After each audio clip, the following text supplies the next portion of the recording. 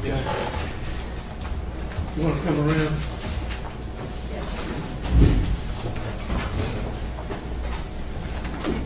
All right. Just to reorient everybody, we were talking about when your attention was called, or where y'all found her body, and where y'all found her body. Okay. Top of that photograph here is the location of Holly's body. It's approximately 300 feet behind that cell tower. So 300 feet, like sort of off into the woods. Is that Yes, in the woods. The cell tower is as it would sit on the north side of I-40.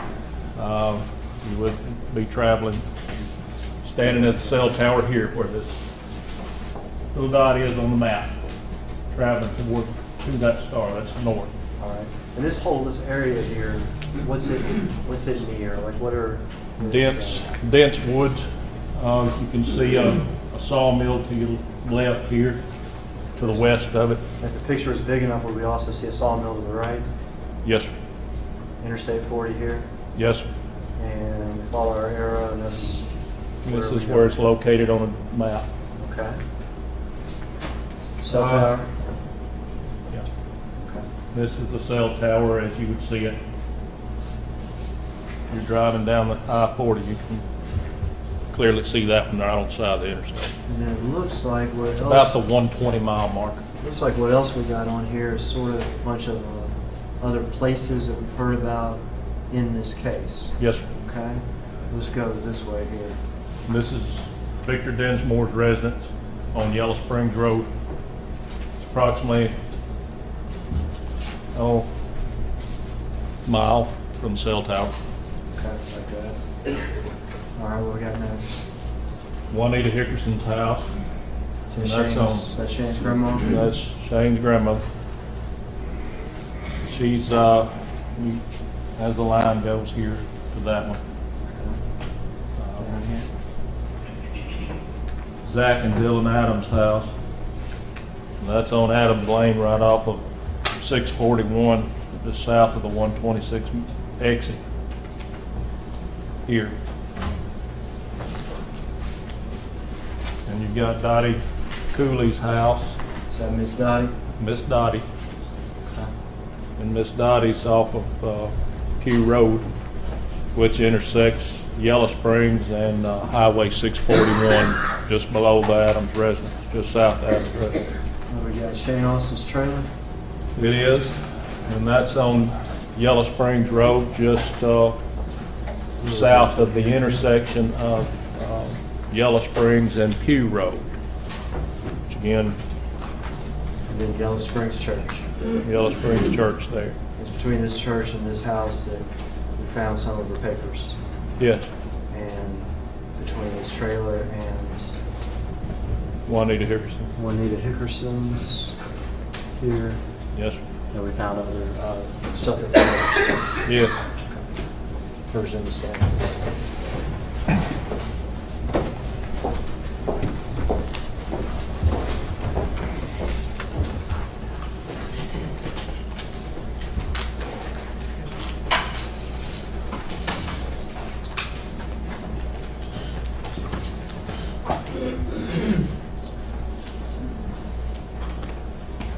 Now we're going to fast forward a big jump. Okay? I'm not asking you when, okay, or even what he said. But at some point in this investigation, a big jump forward, closer to the start of this year or the end of last year. Did Mr. Jason Autry provide information that y'all followed up on?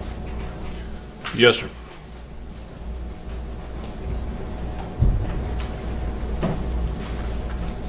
When he provided that information, did y'all run out to the barn at Miss Juanita's house, Shane's grandmother? Did y'all run out there? We went out there. And where was the barn? The barn is gone. The barn that he described has been torn down. There's remains of it. Did y'all go out to the river underneath the bridge? We did.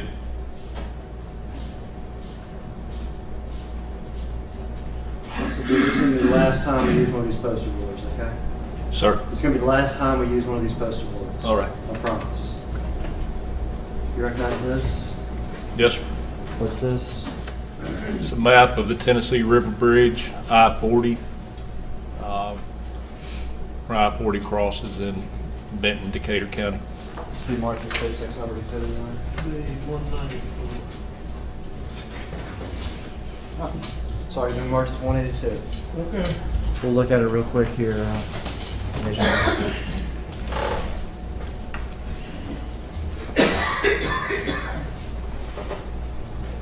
Show us what we're looking at, top corner. This is I-40, it's westbound, eastbound lanes. This is road, the gravel road that comes down. It's actually a federal wildlife preserve there. Did you have occasion? Talking about right here, okay? Hmm? Did you have occasion to go to that location with Mr. Autry and with security team and everybody else? Yes, sir. Mr. Autry standing there at that riprap and bend down and show you exactly what he did? Yes, sir. Describe the area to you? Yes, sir. You actually went there, Yes, sir. stood right there. Yes, sir.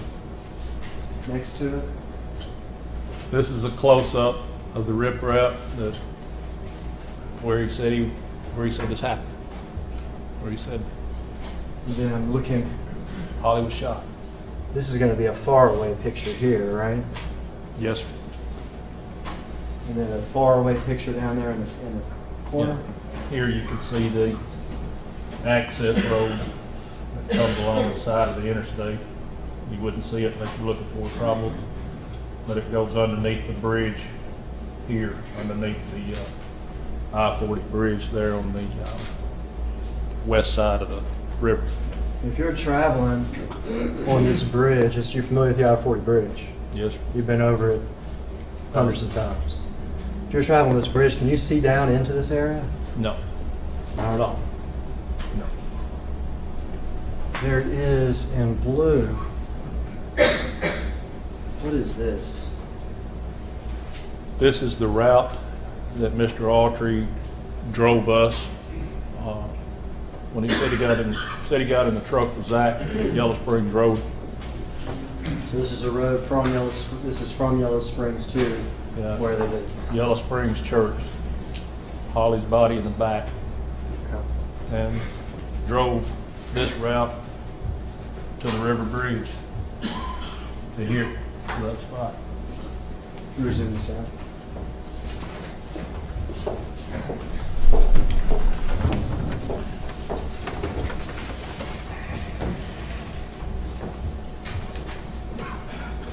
I'm not asking what, I'm just asking yes or no.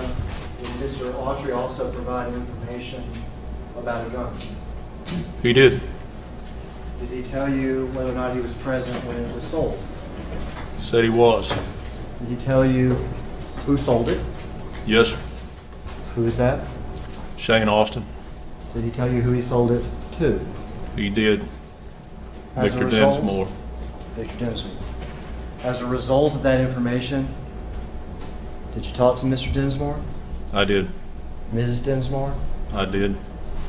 Did you have occasion to go out to a little creek, a ditch, on the side of a little road, Joe Holiday Road? Yes, sir. One time or more than one time? 4 times. 4 times. Yes, sir. And metal detectors? Yes, sir. Shovels? Yes, sir. Some point, tobacco-like thing? A backhoe. Yes. Dug up the side of the road. But then, the 4th time, We went back with West Tennessee Dive Service. They have underwater metal detectors where the heads would withstand water and other underwater equipment. And we found the gun. Exhibit 180. This gun. Yes, sir. When you're there, were you there when it was found? Standing right there.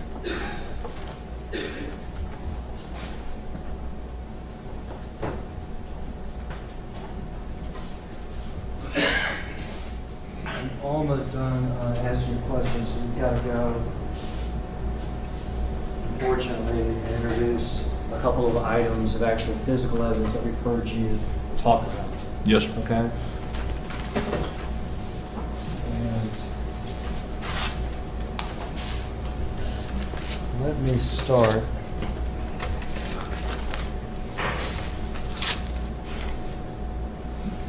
Let me start here. I'm going to hand you an envelope, Agent. Do you have anything to open this one? Do Yeah, what? you have scissors or anything? Pocket knife. Need gloves? No, this not. Okay. You prefer gloves? No, sir, I'm fine.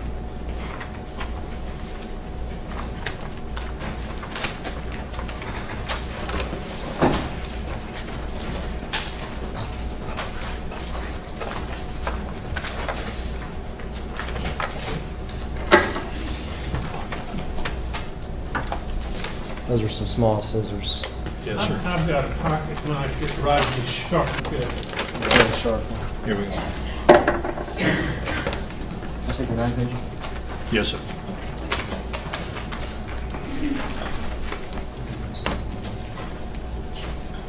Get some scissors up here too. Do you recognize that, Agent? Yes, sir. What is that? One of the pieces of paper that we found out on the side of Yellow Springs Road. Yellow Springs, this is the area near Shane's trailer? Yes, sir. That could be marked as next on the exhibit. No, it'd be exhibit 194.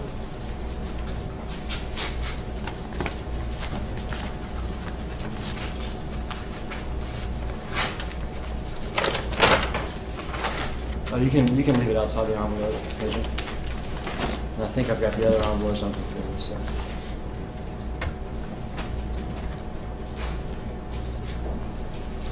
Do we need the envelope? No, sir. No, sir. All right, let's go, Claire, just give them back the envelope. Paper will be exhibit 194.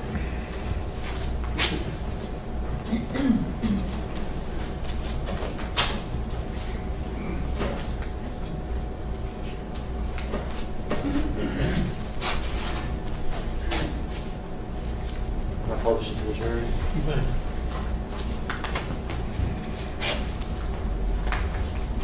This is some sort of billing information or something? Yes, sir, from Tennessee Technology Center.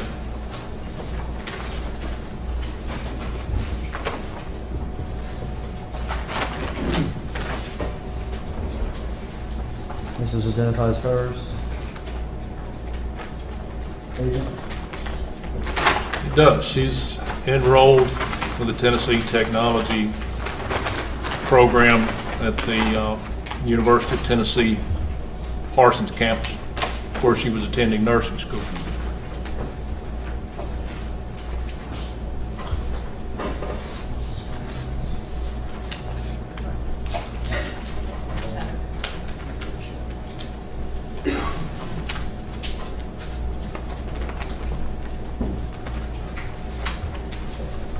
Can I approach?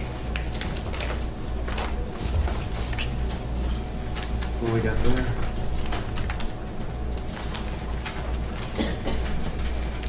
This looks like the receipt that was laying in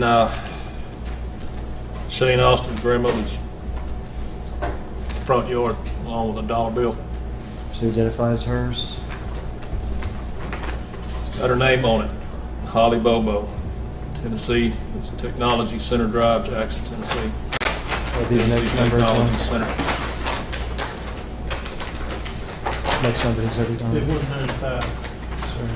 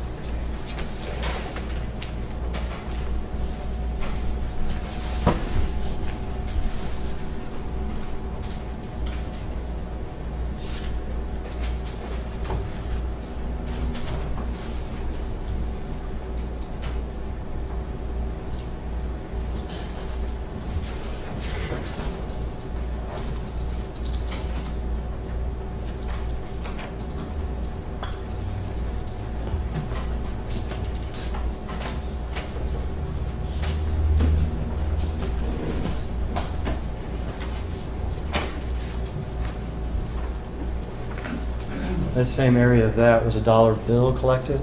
Yes. Recognize that? That's my handwriting and my signature at the top. Yes. You know, just as next number exhibit, you may want to use the bag this time, Judge, because this identifies that dollar All bill right, versus. 196.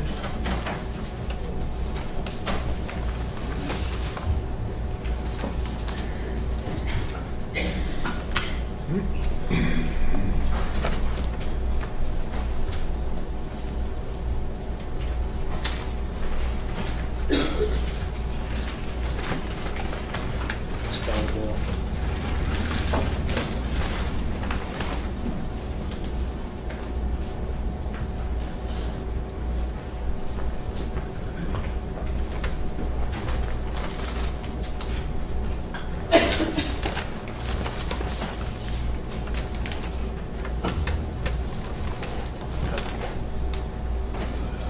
This is the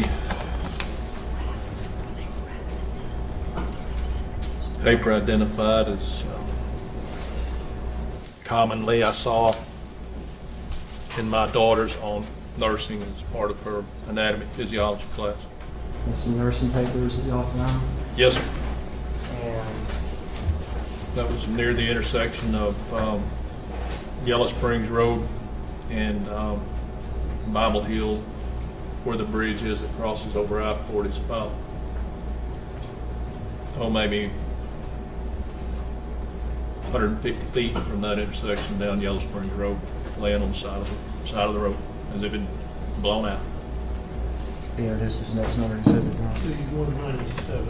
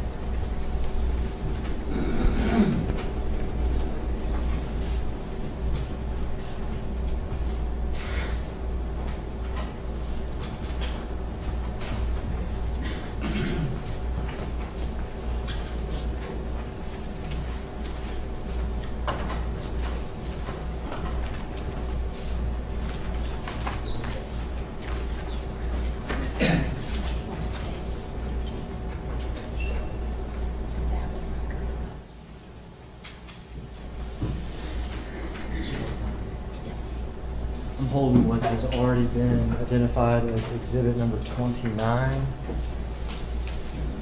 which is a drug card grade sheet. Yes, They pass that to you. yes.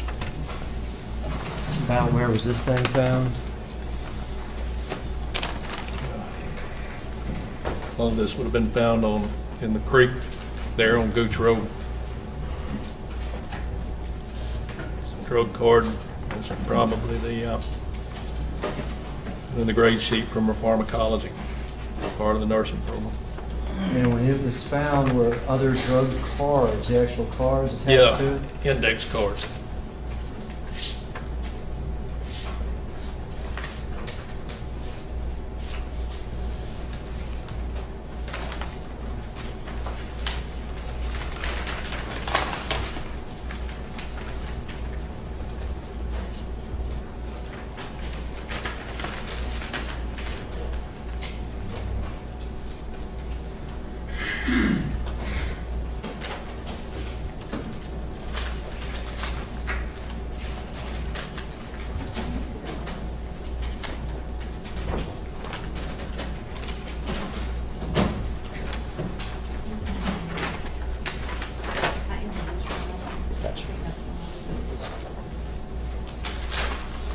I'm going to pass you 5 cards. Just look at them together. And He asked if these were the cars attached to exhibit number 29 that was found.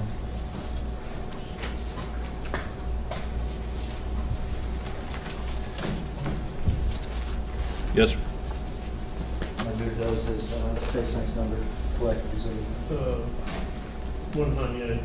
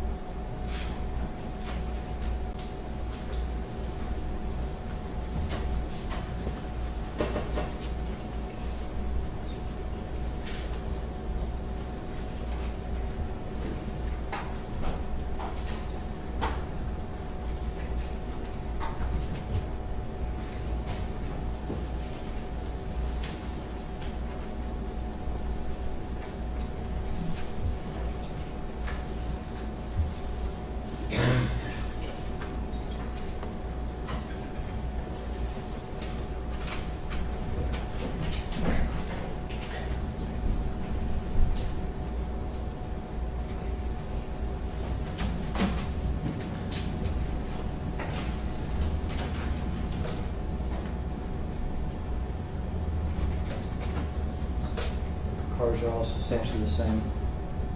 Yes, sir. For drugs. Pharmacology, part of their nursing program she was in. With her name on the back. Yes, sir.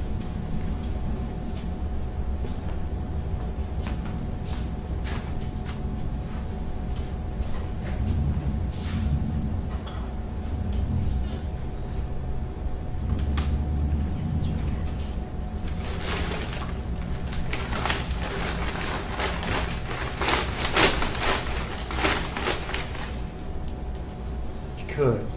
Leave this in the bag. There's dirt and stuff that's going to spill out if you don't. But tell me what this is. May I stand, Your Honor? Right.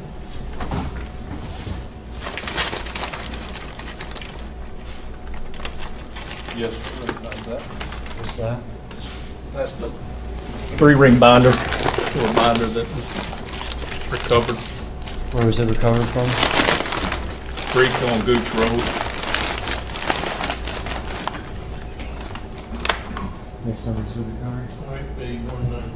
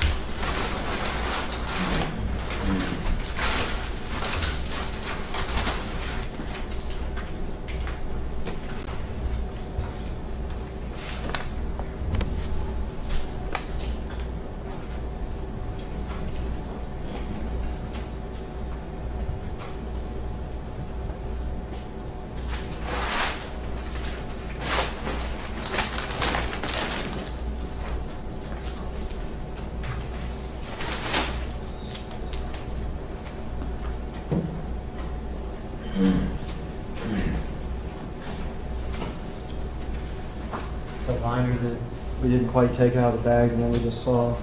So that recovered near the lunchbox or near the cards. Yeah, it it appeared to have washed down that creek. There's not a bridge over it, it's a culvert that runs under this county tar and chip road. Gooch Road is. We'd had a storm on Thursday, right after this happened on Wednesday. Significant amount of rain. And we'd had several hard rains in between the time that this happened, between the time the lunchbox was found on Thursday and the day and time we recovered those items further down.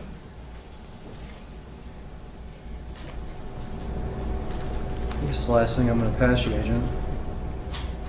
It's already been marked Exhibit 65 through Rebecca Earp, the witness. You recognize this?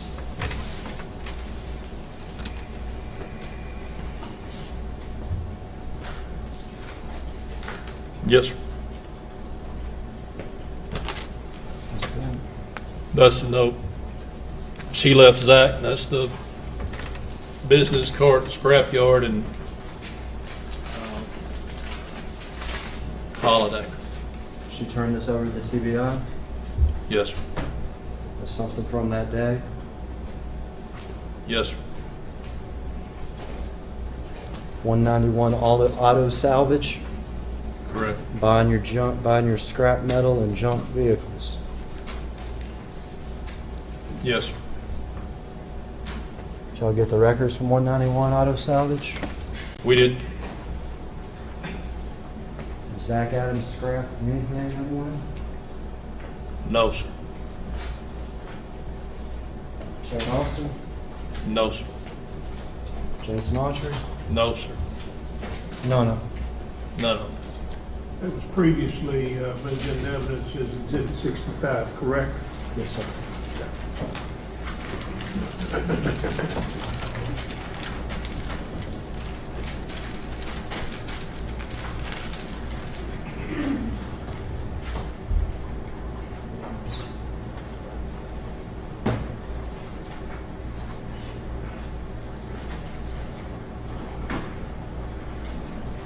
couple times we've been talking that you've almost teared up. Yeah. Was there pressure? Was there pressure to solve this case? Self-imposed. Yeah. There's pressure. That's my friends and neighbors. You know, I'll talk a minute. You don't get in this line of work for the money. I don't do what I do for the money. I do what I do because I love people. I fix things. I'm a hands-on kind of guy that take charge and fix things. What's solve in this case mean? Does it mean just picking somebody? No. Because there's all this pressure, be it self-imposed? No, I would never do that. We never would do something like that. We pride ourselves on doing the right thing, always in the right way. We make mistakes in this one, yeah. One I'll take with me the rest of my life. But I got the right person. I didn't charge the wrong. Objection, Your Honor. He's giving opinion testimony right now. I object to that. I think it's enough, but I'm not going to ask any further.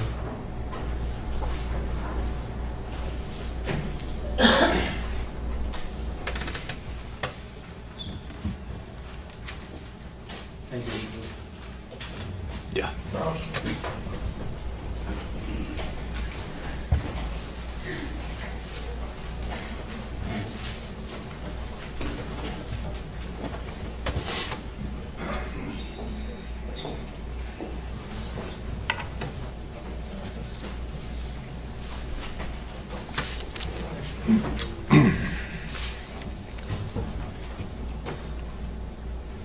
Now, Zach Adams was a regular scrapper at the Birdsong Road scrap metal yard, wasn't he? I don't know that. Okay. And Zachary Adams never told you that he went scrapping on the day Holly disappeared, did he?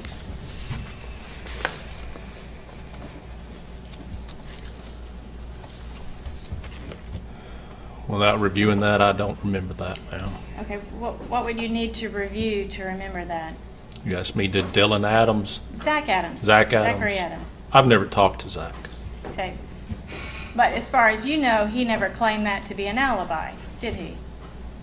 That he went scrapping. He told that to Rebecca. Okay, that's what I don't know. Rebecca tells you. Without seeing his statements that he's given to TBI or other law enforcement, I couldn't tell you. But that's what Rebecca told you, isn't it, that he went scrapping? That's what she said that he told her he was going to do. All right, but as far as you know, the only person that you heard it from was Rebecca, didn't you?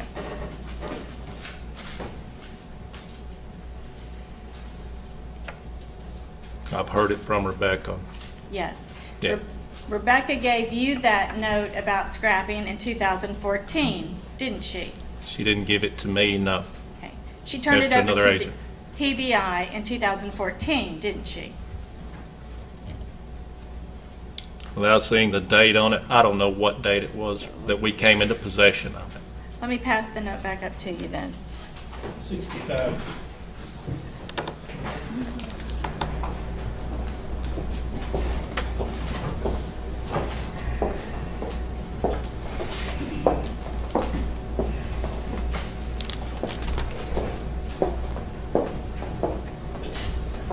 Yes, 2/28/2014. And that's after you had initiated this search of Zach Adams' property, isn't it? Around that time. Okay. I'd like Exhibit 16A.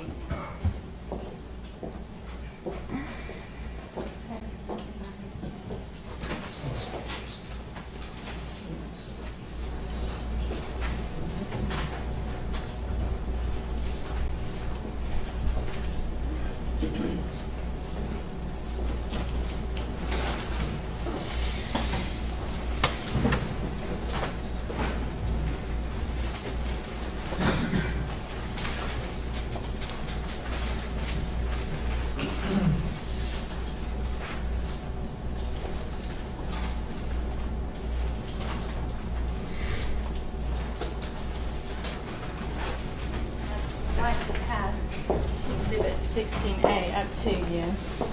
Have you open that and take a look at that.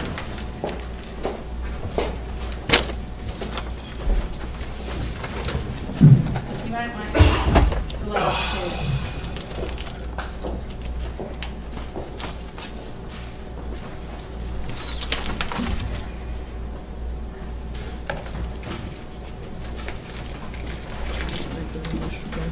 Would that be good? Yeah, like. Thank you.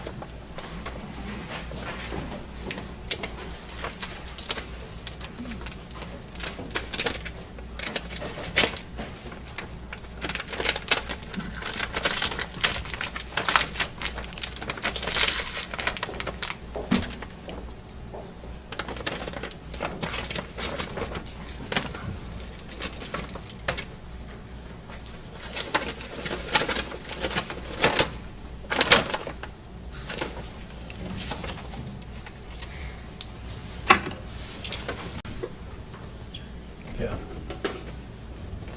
Extra large.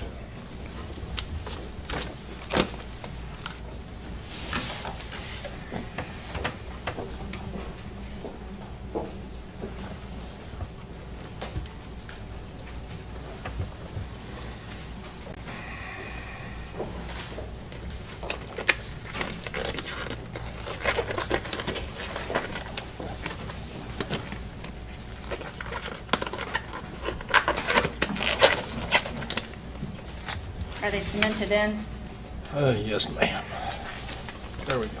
I'm gonna grab this old exhibit.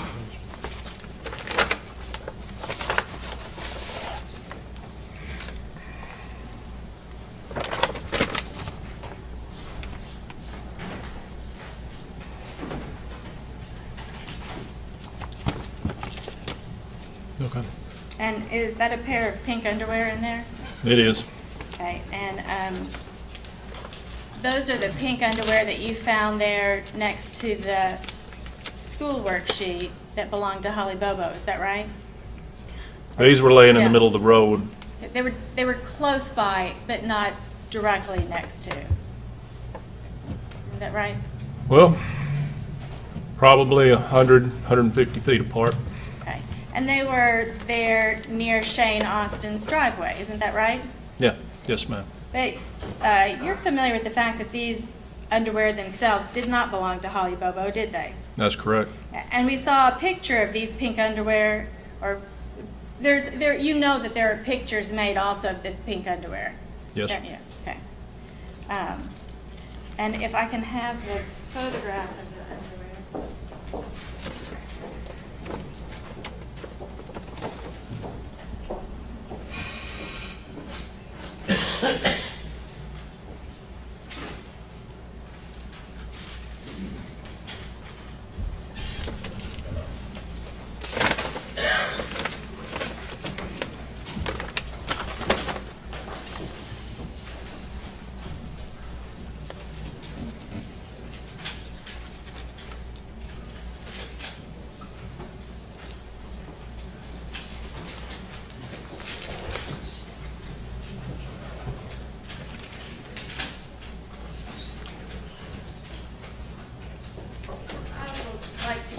Exhibit 70.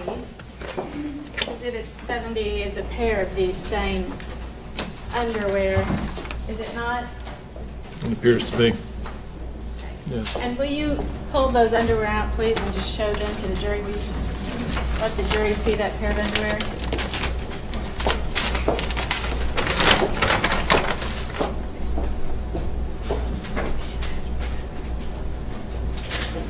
And those Hold them underwear, up again. Okay. they were actually DNA tested and shown to not belong to Holly, is that correct? That's correct. There was actually another woman's DNA on them. Somebody's DNA. It was a mixture of DNA. Okay.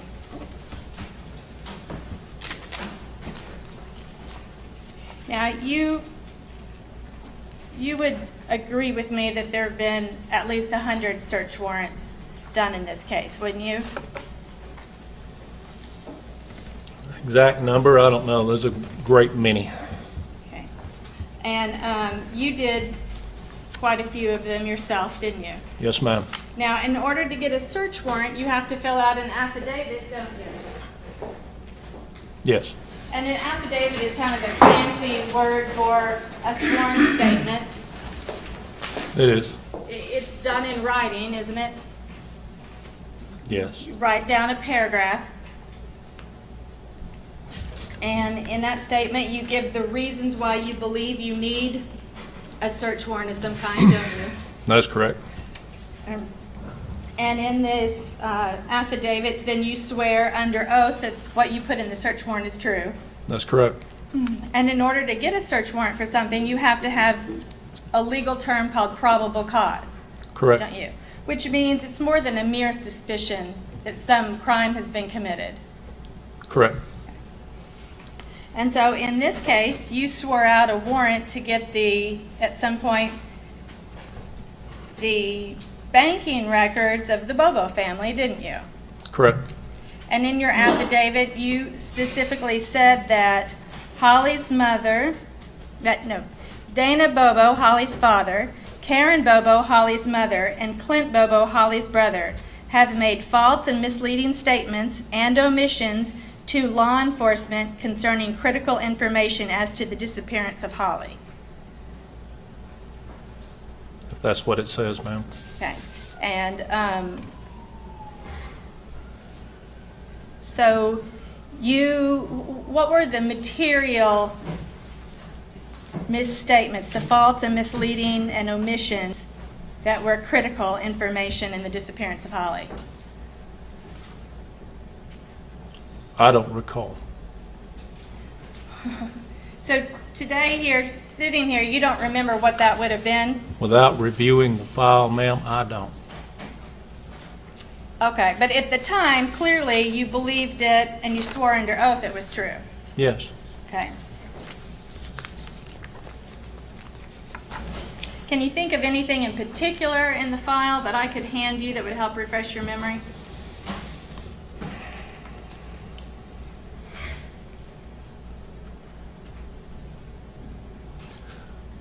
I don't know with a 4 terabyte file, I don't know where to tell you to look. It would have been prior to that date. Okay. And this would have been, this date on this is the 10th of January 2013, isn't it? I haven't seen the document. If I take it your word, that's what it says. Okay.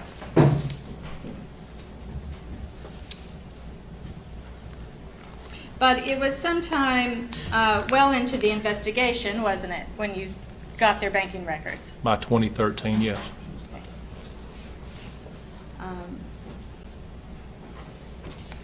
So when you went to go interview Victor Dinsmore and Sandra Dinsmore in Indianapolis on May the 18th and 19th of 2017, you recorded that interview, didn't you? I did.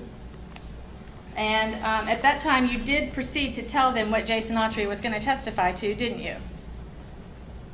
Some of the facts that would be testified to. I don't recall saying Jason Autry's name, but what would be testified to. And you told them that Jason Autry was going to testify to the fact that the white pickup truck, Zach Adams' white pickup truck, was kept in their shop, didn't you? Told them that would be testified to. Okay. And initially, Victor Dinsmore denied it, didn't he? That the white Nissan was over there. Yes. And Couldn't the first remember. conversation with them lasted probably, I don't know that she heard your last statement. Said he couldn't remember. the first conversation that you had with them on the 18th of May lasted approximately 45 minutes. Sounds right. And the second conversation lasted probably 25 to 30 minutes. That sounds right.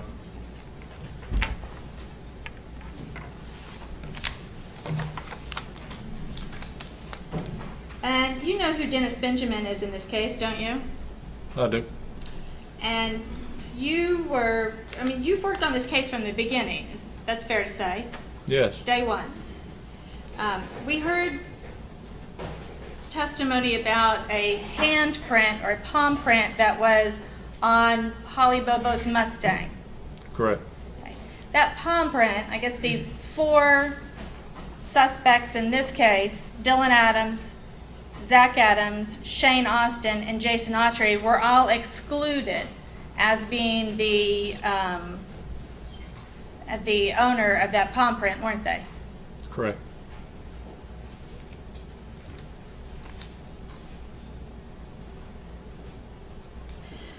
And Dennis Benjamin in this case, you were involved when Dylan Adams entered a guilty plea in federal court to gun charges, weren't you? You were involved in the case when that happened. Yes. And that was in the summer of 2014, August. I believe you're correct. And you're aware that one of the terms of Dylan Adams' supervised release was that he was to go live with Dennis Benjamin. He went to live with Dennis Benjamin, yes. And at that time, well, I guess initially the district attorneys in this case were Hansel McAdams and Beth Hall, weren't they?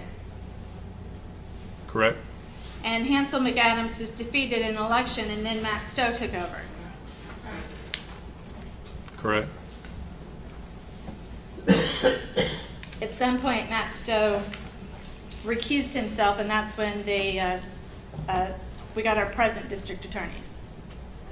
Correct.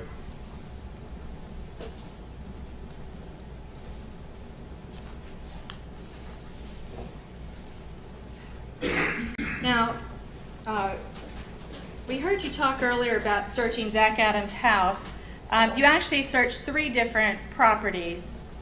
It was 235 Adams Lane, that's Zach Adams' house, correct? And then Correct. you all also searched, did you not, 260 Adams Lane, which was Dick Adams' house? Correct. Dick Adams gave you permission to come in and search his house, didn't he? Yes. And then there's an old decrepit house that's across the street that you searched also. Correct. And you seized 4 different vehicles in this case, didn't you? That Yes. belonged to the Adams. Okay. Yes. You took the 98 white Nissan pickup truck. Correct. You took a 94 black Nissan pickup truck. Correct. You took a somewhere in the year 2000s Chevy Silverado. It's a pewter gray pickup truck. Correct. And then you took a red Jeep, a Jeep Wrangler that hadn't even been purchased by the Adams family at the time Holly disappeared, didn't you? Correct. And all 4 of those vehicles are still in the custody of the Tennessee Bureau of Investigation.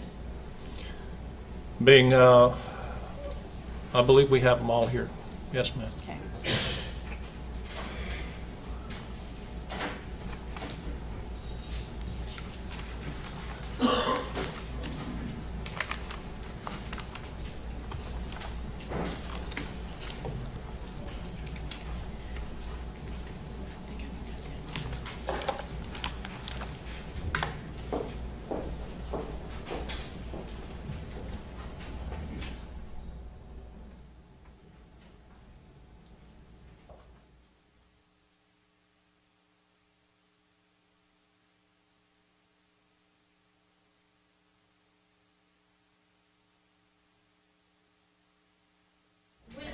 The Adams house, you actually took hundreds of items from there, didn't you?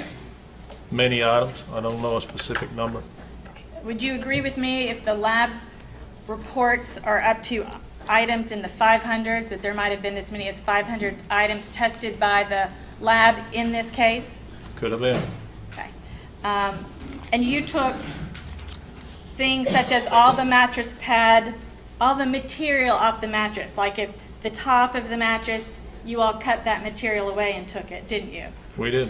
You took couches. There was at least 1 or 2 couches that you took. We did.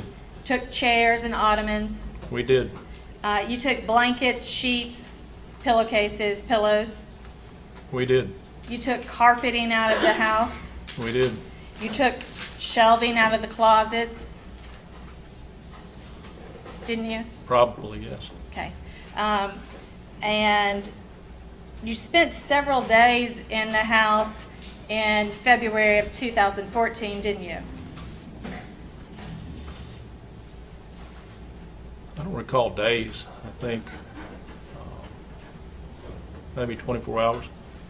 Okay, 24 hours. And then on the property, you also brought in a backhoe and used a backhoe in several places to dig, didn't you? I don't recall that. You don't recall the backhoe? No, I may not have. I don't recall that. Okay, so that means it's possible you just don't remember. Correct. And there was a well, do you remember that there was a well on the property that had been covered up years ago when they got city water? No. There was a well. I remember an open well. Okay, a well across the street on the property was an open well, wasn't it? You all searched that well too, didn't you? An open well on the edge of the property, Adams property, 235 Lane. Okay, you searched that well? Yeah. Did. And matter of fact, you did cut a piece of the wooden flooring out that was in Zach's main house in the living room where the couch was sitting. You cut out a very large piece of flooring, subflooring, so that it did go down to the dirt, didn't you? Yes, ma'am. And you took all that back to the laboratory for testing. Yes, ma'am.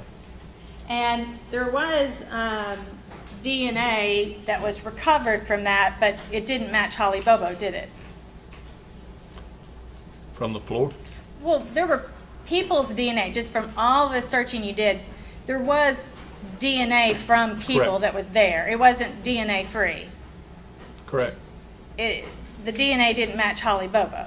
We did not find Holly's DNA. Okay.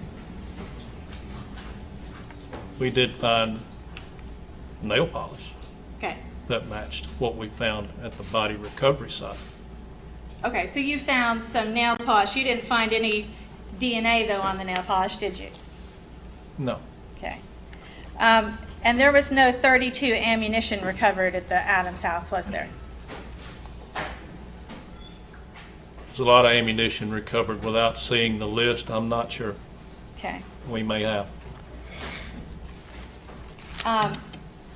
So that's a, so once you discovered that this alleged gun that was used to shoot her was a .32, you didn't think at the time that maybe you'd go back and look to see what was recovered from Zach Adams' house? I'm sure we did, and we would know that, but I haven't physically, I was not the agent that did that.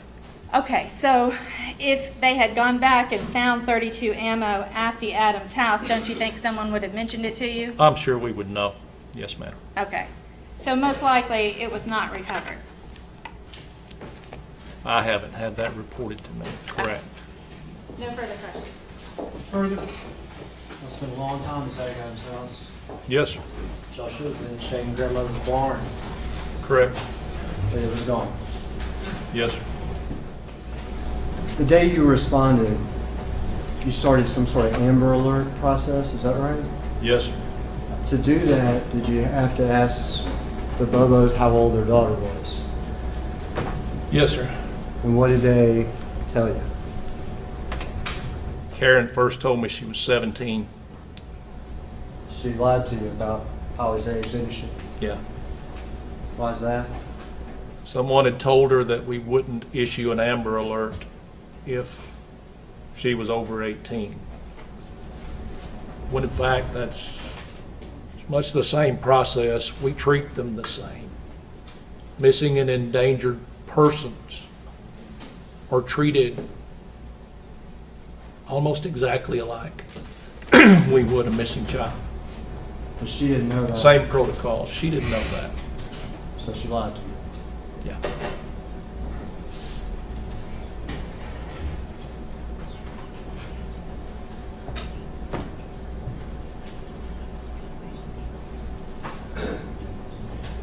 That's all, Judge. Any further cross?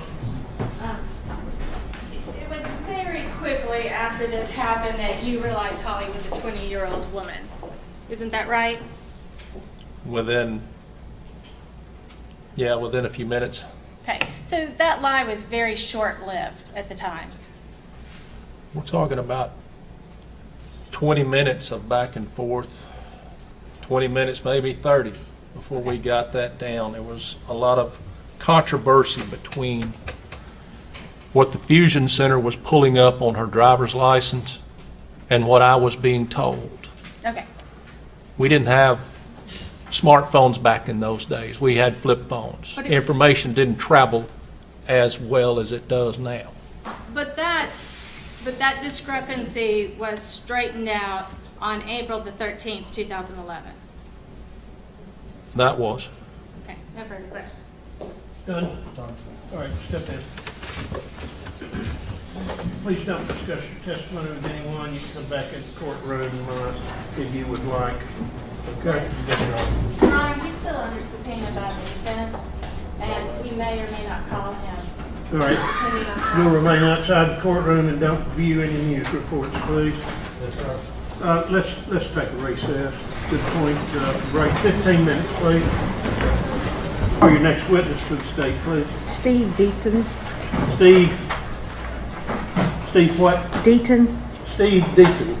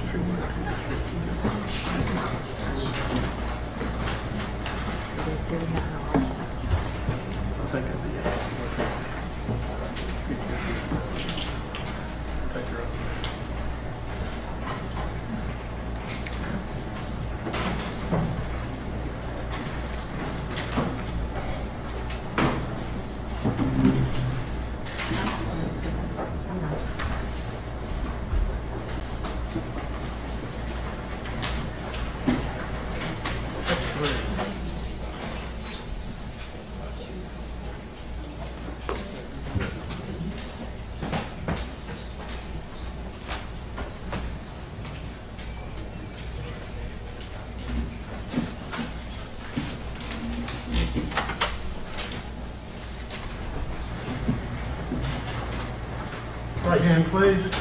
Solemnly swear the testimony you're about to give is the truth, the whole truth, and nothing but the truth, so help you God. I do. Be seated, state your name, and spell first and last for the benefit of the court reporter. My name is Steve Deaton. First name Steve, last name Deaton. Hallelujah. We got a witness that will speak out. He's almost as loud as I am. My voice booms, Your Honor. I used to get in trouble in school because Yes, I sir. was loud. I'm familiar. I'm not going to ask you to speak up. Thank you, ma'am. So just keep your voice loud enough for them to hear at the end of the jury box, okay? Understood. All right. I see you're wearing a shirt with some sort of a logo on it. Mr. Deaton, what is that? That is the logo for West Tennessee Dive Rescue and Recovery. Okay. Slow down. West Tennessee. Dive, Rescue, and Recovery. All right. What does West Tennessee Dive, Rescue, and Recovery do? We are a group of non-compensated professional volunteers that provide public safety diving and water response services to agencies in West Tennessee that request us. And we are also the public safety dive team and water response team for the Henderson County, Tennessee Sheriff's Department. Okay. So you guys, is it fair to say you are called upon or gathered to respond in a number of different kinds of situations? That would be correct. Okay. Including when somebody drowns or somebody's missing in water, or Any application where water is involved, we're a viable asset. and included in your services, your shirt says lead diver. That is Are you correct. actually a diver? I am actually a public safety diver, have been since 1999. Right. And on some occasions, are you asked to look for evidence by law enforcement that doesn't require diving but is simply in the water? Yes, ma'am. Anytime something is in the water, we are an asset to be used. In a situation where you don't have to dive, but you simply have to be in, knee-deep water looking for something, how do you do it? We actually utilize technology to be able to accentuate our abilities to be able to look places that the visual cues are not available. We use technology. I want you to stop Yes, and ma'am. use layman's terms. Okay. Stop using utilizing and whatever, just, We use technology to be able to help us see in the water when you can't see with your eyes. okay, how do you do that? A number of different ways, primarily metal detectors. So are there metal detectors available that are good under the water? I mean, Yes, ma'am. There are many metal detectors that are available that are completely usable in the water. all right. So I want to draw your attention, please, to this summer, I guess, and ask whether you guys whether your boss, the person that is in charge of West Tennessee Dive, Search and Rescue, contacted you and others and asked you to go to a road in Decatur County. John? Yes, ma'am. Okay, where were you asked to go? We were asked to, originally I was contacted by my chain of command to ready a team for a deployment for a shallow water evidence search. Ready a deployment, does that mean go to a, No, ma'am. Ready a deployment would be prepared to move. okay, so did you do that? Yes, ma'am. All right, where did you guys go? We rendezvoused with agents from the Tennessee Bureau of Investigation at a truck stop at exit 126 on I-40. All right, and once you went to exit 126 at I-40, did you guys all caravan or go to a different location? We left from there, led by Tennessee Bureau of Investigation agents, to a location on Joe Holiday Road, And what location in particular on Joe Holiday Road? near the intersection of Bible Hill Road, sometimes also known as Holiday Road. And what were you briefed on? What were you asked to look for? When we arrived on that scene, we were briefed by Agent Booth of the Tennessee Bureau of Investigation that we were there to conduct a search of a drainage feature, ditch, creek, stream, whatever you want to call it, that ran alongside of Joe Holiday Road. We were there particularly to search for a piece of evidence that was described to us as being a weapon, further described as a handgun, further described as a revolver. All right. So how did you begin your search?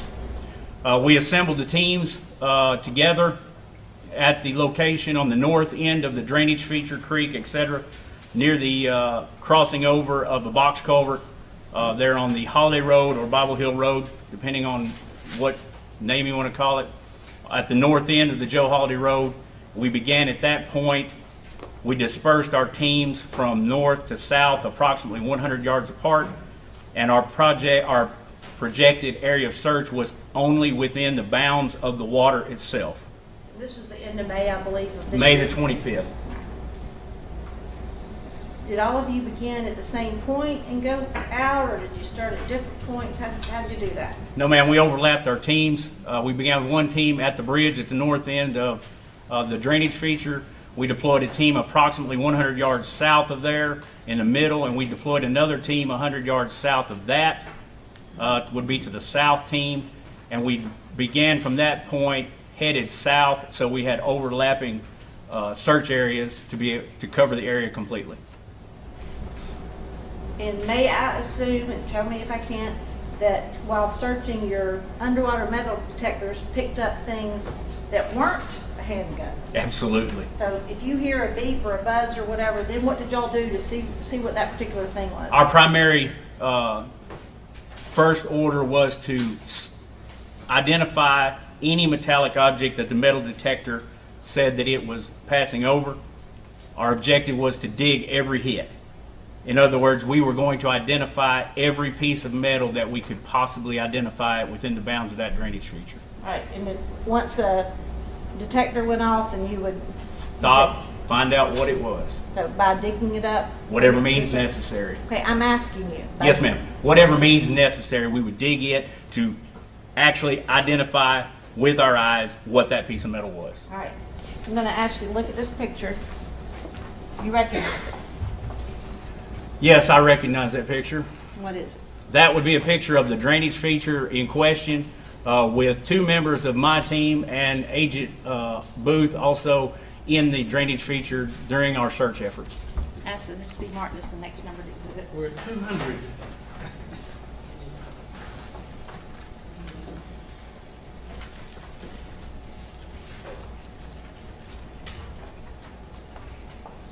I'm gonna publish that just so the jury knows what it looks like. So you guys are out there in rubber boots, digging along, is that right? Yes, ma'am. Who's the person in the forefront? Would be Just get those beside you. That'll help enough, I think. as we're looking at the picture, to the far right of the photograph is a team member of mine, Chad Gilliam. He's a career firefighter and EMT in Henderson County Fire Department. In the middle is Samantha Deaton. She's a biology student at Jackson State Community College. And then, of course, on the left is Agent Booth of the Tennessee Bureau of Investigation.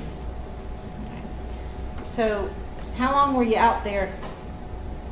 From the time we started till terminus, I'm sorry, from the time we started till the time we finished, yes, approximately 4.5 hours. okay.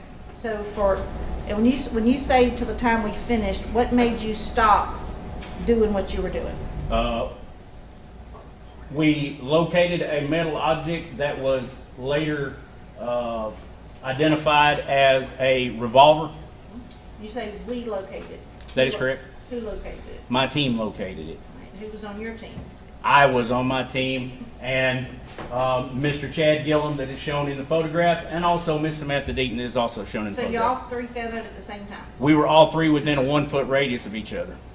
All three using underwater metal? One metal detector, and the other two people were actually identifying the objects that were detected by the metal detector. So when it beat this time, you dug down? No, ma'am. There was no digging involved. The object was laying on the surface, on the surface of the bottom of the drainage feature underwater, approximately 15 inches. So what'd you do? The metal detector cited that it was over top of a large iron-based object, and by that I mean that the metal detectors make different noises depending on what type of metal it thinks it's over top of. Okay. When it made the sound that it was over top of a large iron-based object, I reached into the water with my gloved hands. I retrieved the object that was underneath the metal detecting search coil, as I brought it toward the surface of the water, when it got within about 3 inches of the surface of the water, the outline of a revolver was clearly identifiable. And what'd you do at that point? I put the item back on the bottom of the drainage feature, back where it was originally, notified the agents of the Tennessee Bureau of Investigation. Agent Booth was the closest, approximately 15 feet from our location. He came to our place where we were at, and I once again reached in, grabbed the item, brought it up from the bottom of the drainage feature until it was clearly visible about 3 inches below the surface to him that it was clearly the outline of a revolver.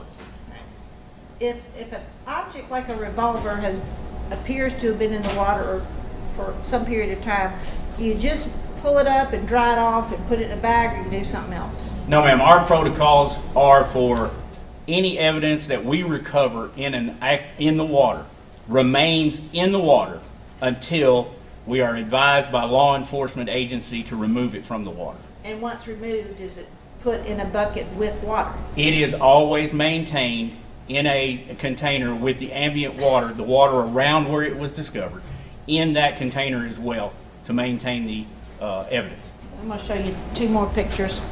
And without showing them to the jury, just tell me if you recognize, these 2 pictures. I do.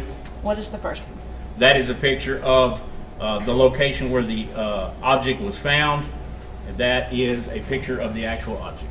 All right. Whose hands are handling that? Those hands are my hands that are handling that. All right. I'll ask these be marked as the next 2. All right, B 201, 202.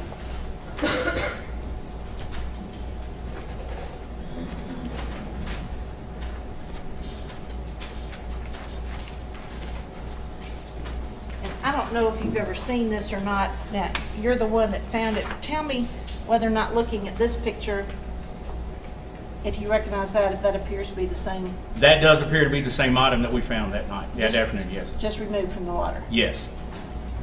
I'm going to ask that be marked as the next one, Judge. All right, B 203.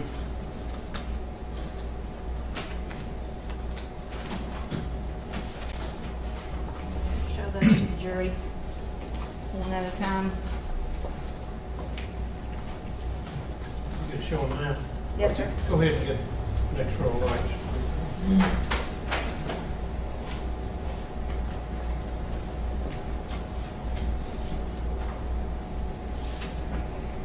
It's kind of hard to see, A little bit.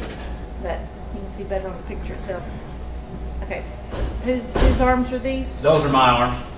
All right. And what do you have in your hand right now? That is the revolver that we found at the bottom of the drainage feature. All right. Was that placed in this bucket? It was. This was at the time when Agent Booth had brought the container for us to put the evidence in and had requested that we remove the evidence to the top of the water so that this particular photograph could be taken prior to us putting it into the bucket that had the ambient water in it to contain the evidence. All right. Next one, please. And is this you guys, I guess, removing it to actually put it into the That, yes, ma'am. That is me with the shirt on that says West Tennessee Dive Rescue and Recovery on the back. This guy right here? That is me. All right. And that is at the point where, just prior to the previous picture was taken, that is where I'm bringing the object up for that previous photograph to be taken. All right. And the last one. And is this what That- the gun looked like? That is what the gun looked like when it came up off of the, out of the ditch or out of the drainage feature. Yes, ma'am. I don't have any further questions. Cross-examination.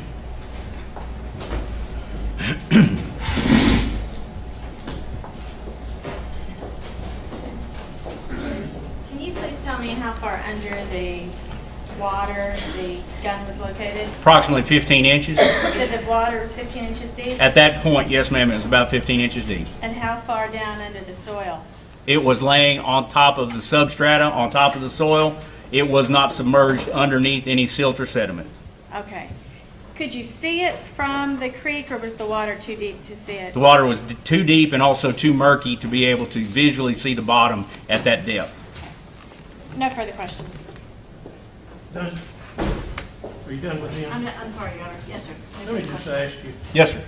did you encounter any bad things going in there? Yes, Your Honor. One of my members did encounter a venomous reptile. Okay, that's enough. Thank you, Your Honor. I just have to know that. I know that, sir. Thank you. You're free to go. Thank you, sir. We're going to release him from our subpoena, Your Honor. You're free to go, period, okay? Thank you. 30. I beg your pardon. This is the 30th witness. Next witness, please. State calls Agent Servinia Braswell. I think that's what I'm calling 30th witness. She doesn't count. I do. I'm gonna look.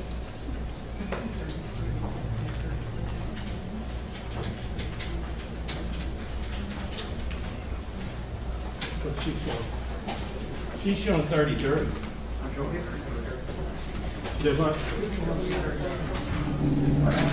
I just messed it up somewhere.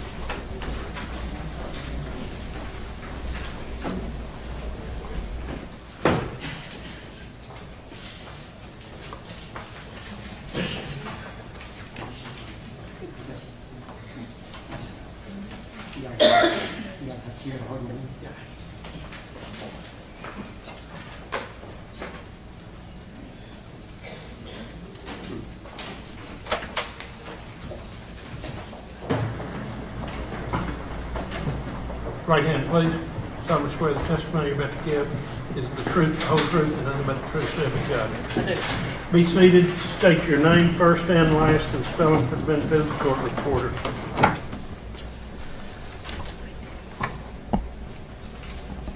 Servinia Braswell, Cervinia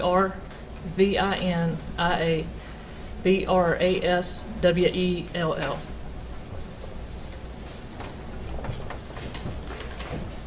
Braswell, where do you work? I'm employed by the Tennessee Bureau of Investigation. I'm a special agent assigned as a forensic scientist to the Firearms Identification Unit. And where is your office? Where's your crime lab located?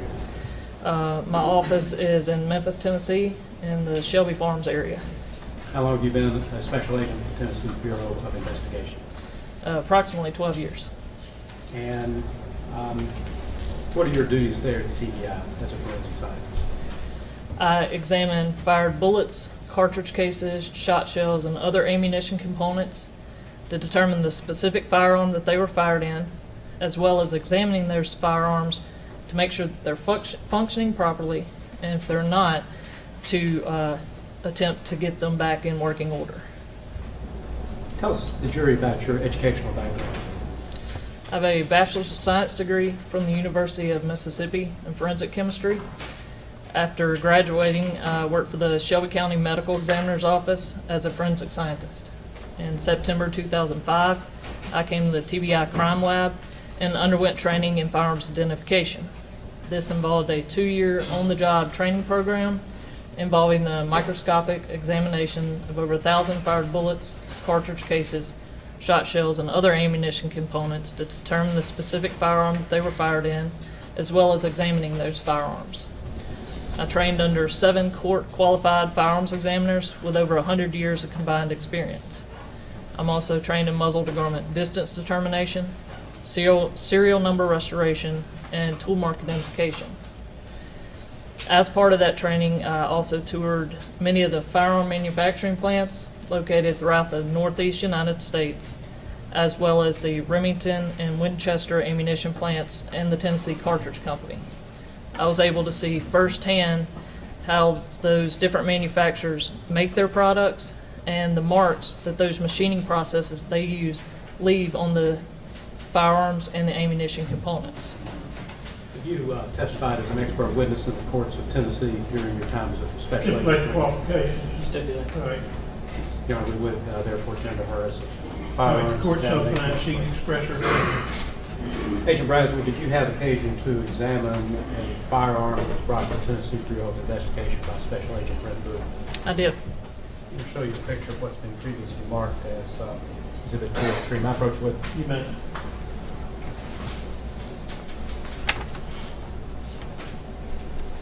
you recognize that? I do. What is that? This is a picture of the right-hand side of the revolver that was brought in by Agent Booth. I'm going to show you another photo and ask if you can identify that. I can. What is that? That's the left side of the revolver. I understand you asked this to be introduced into evidence as Exhibit 204. Be 204. You may. This is the other side of that gun. It is. What did you do when you received that weapon? Well, when a rusted firearm comes into the laboratory that has been either submerged in water, exposed to wet environments, they require immediate attention. And this is to prevent any further damage or corrosion to the firearm. So this firearm was submitted by Agent Booth to the evidence receiving unit, where it came back to the firearms identification unit. The first priority in examining these type of guns is to make sure the gun's unloaded. And in this case, you can see that the cylinder is rusted closed. So in order to open that, to remove any cartridges that were in there, the gun had to be soaked in a penetrating oil and a rust remover. The gun soaked for approximately 30 minutes, where I removed the gun from the solution. I was able to tap the cylinder open with a rawhide mallet. At that time, this particular gun, the cylinder has 7 chambers. 5 of those chambers were loaded with 32 auto caliber cartridges. 2 of those chambers were empty. I unloaded the gun at this time and put the gun back into the solution. You said 2 were what? 2 were empty. Empty. Okay. Put the revolver. No casing, cylinders empty.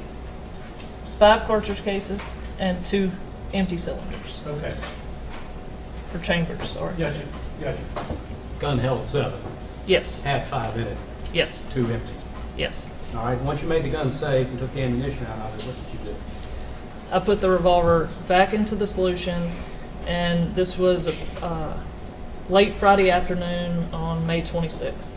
And it remained in the solution until Tuesday morning when I came into work on May 30th. At that time, I removed the revolver out of the solution, and all the hammer and the trigger were starting to move a little bit, and a lot of the rust was gone at that time. So I cleaned the gun with a gun solvent, and the purpose of that was to remove any of the remaining oil from the solution that it was soaking in, as well as being able to get into the tighter areas, such as up inside or underneath the trigger where it goes up into the frame, as well as where the hammer connects down into the frame, to remove any other debris that was there. At that point, the gun was now inoperable condition, so I was able to test fire the gun. I was able to fire 32 S&W long cartridges, which is what the gun's chambered for, as well as 32 auto caliber cartridges, which is what the cylinder was loaded with when the gun was recovered. What kind of gun is it? It's an Arminius is the brand. The model is a HW5, and it's a 32 S&W long caliber revolver.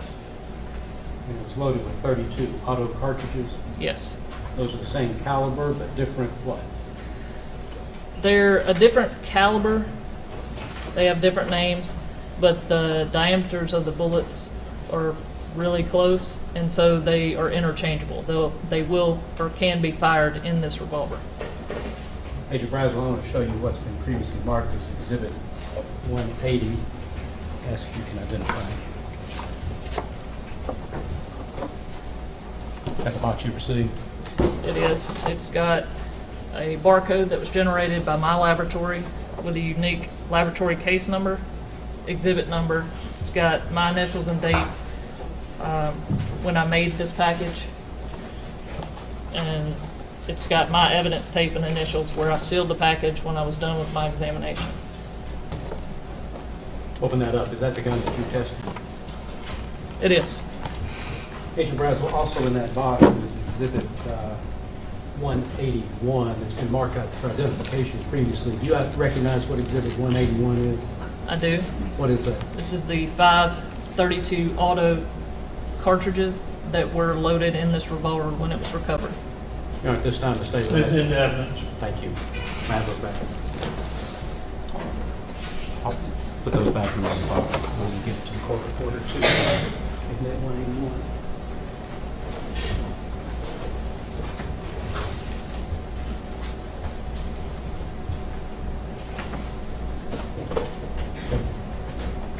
Special Agent Brazel, I'd like to show you two more pictures and ask if you can identify those.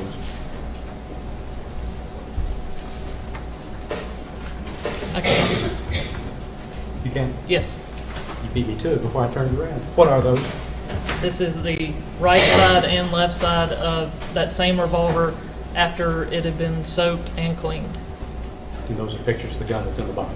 It is. Now, the state would ask if those be marked. 205 and 206. Thank you. 205 will be the one facing right. 206, the one facing left. Can I publish those? You may. We'll get the lights.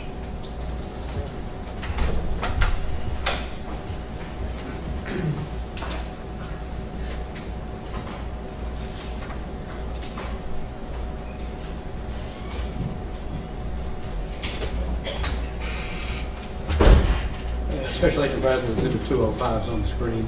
Tell the jury what they're seeing. This is the right side of the revolver that you saw in the previous pictures. This is after I cleaned it.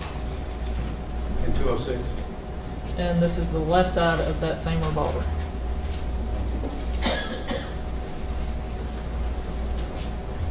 And did you prepare a report of your examination of this firearm?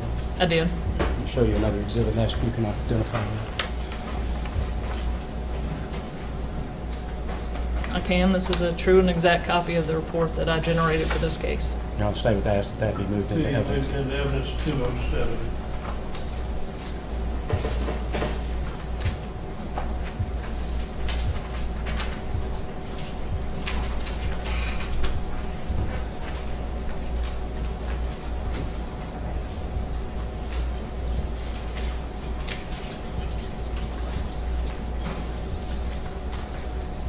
All right, so we have the pictures of the weapon as you got it and as you cleaned it.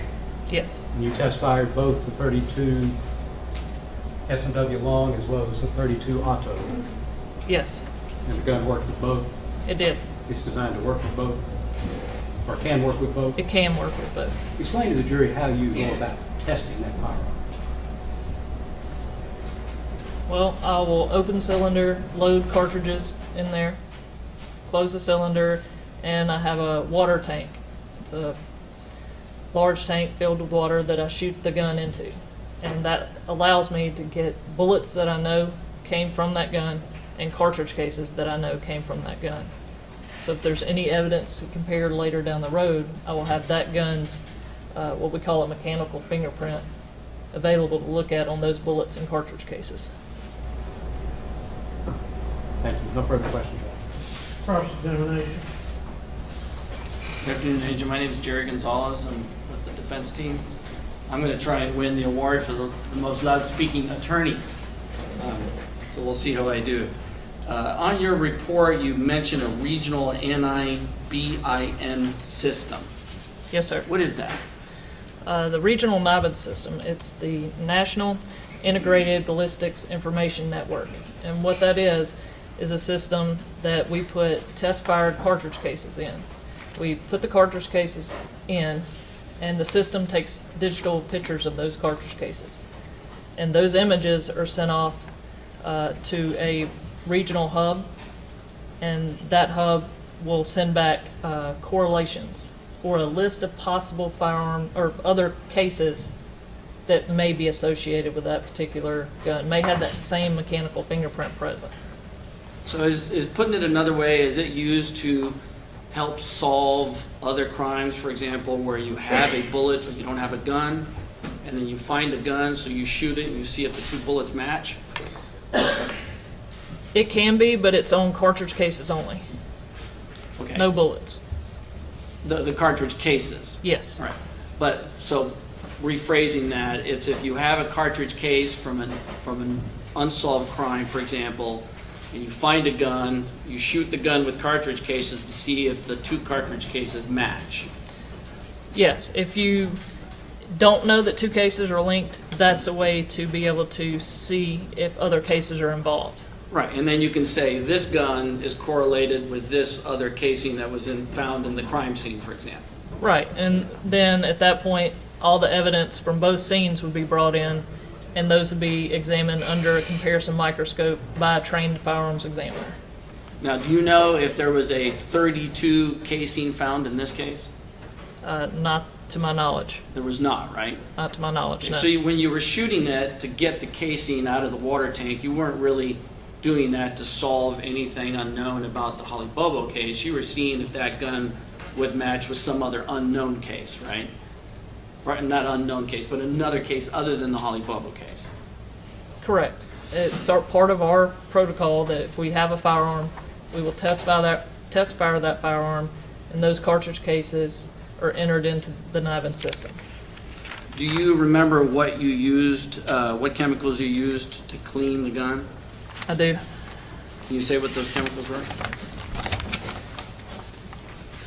So I soaked, you talking about early start to finish? Yes. All right. The penetrating oil is called Canophenophyte, and that was mixed with a little bit of a Vapor Rust, which is a non-corrosive rust remover. And then when I removed the gun on May 30th, I cleaned it with Break Free and gun scrubber. Did you use an air hose at all to remove excess oil, for example? No.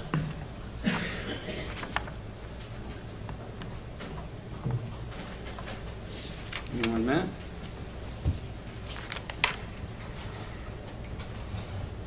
Where is, if you know, where is the Arminius gun manufactured? Germany. So it's a German-made gun. It is. Do you know what year it was? I do not. Thank you, that's all I have. The NIBIN system, you sent your results and put that in the system? I did. There were no associations? That's correct. And maybe in the future, if there's an association, not here because we've got the gun, but that's put into the system in case something else comes up. That's correct. And you're not aware of anything else coming up yet in this case. I don't.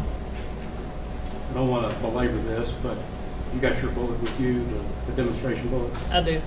Tell the jury the difference between the cartridge casing and the bullet.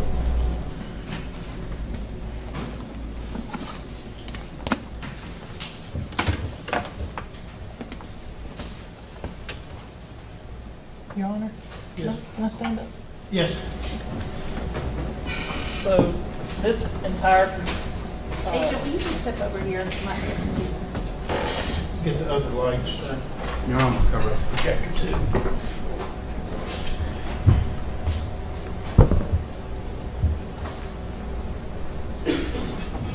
so the entire component is the cartridge. It's made up of a bullet, the gunpowder inside the cartridge, the cartridge case, and a primer. So what happens when the gun is fired?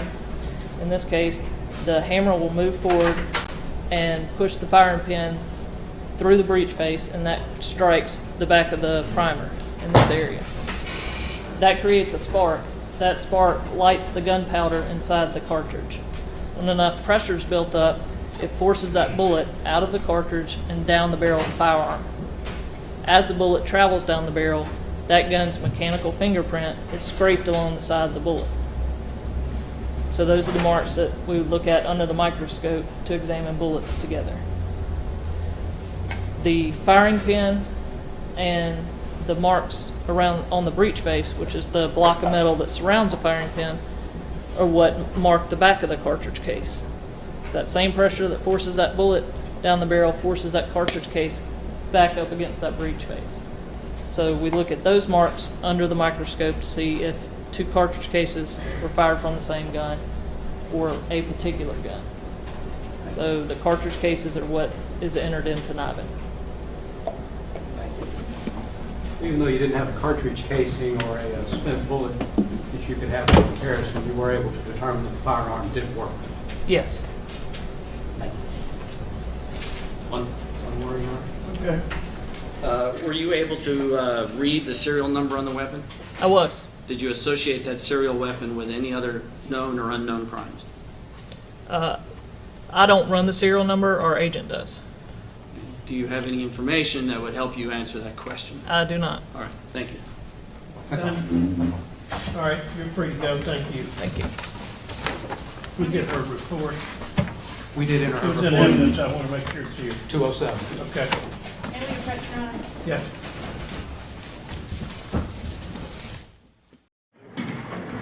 We're advising back and forth. We're probably ahead of schedule, but this is a logical breaking time.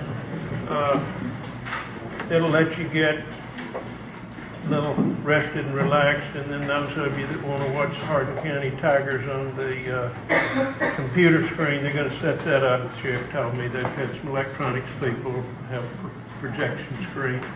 If you don't want to watch the Tigers, don't watch the Tigers, okay? Once again, follow the instructions I gave you at the outset. No discussion, keep an open mind. As best you can, put this out of your mind, and avoid any news reports. Don't discuss it with anyone or allow it to be discussed in your presence. Any outside communication is done in the presence of an officer. I think I have sworn in at least 40-something, so they've got plenty of people that they're rotating in and out to make sure the rules are followed. Questions? All right. We're going to go half a day tomorrow, or somewhere around that.